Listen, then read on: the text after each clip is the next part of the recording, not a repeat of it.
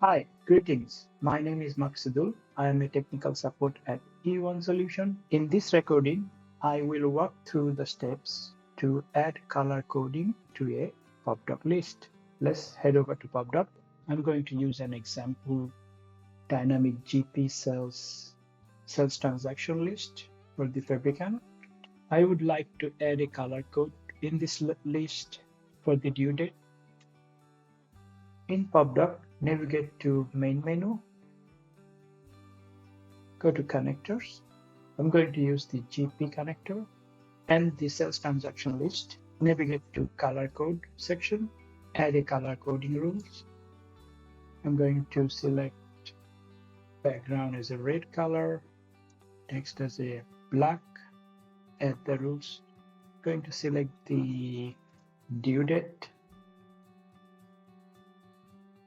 greater than due date greater than going to use for 2027 January 5th January 2027.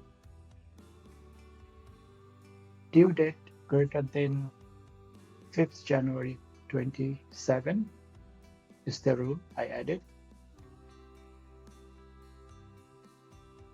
One more thing, if I go to the default field, make sure I have the due date here. If not, go and add due date.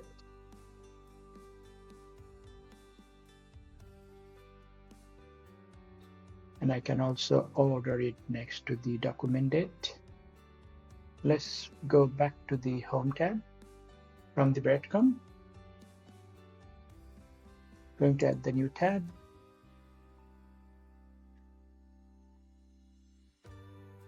GP connector.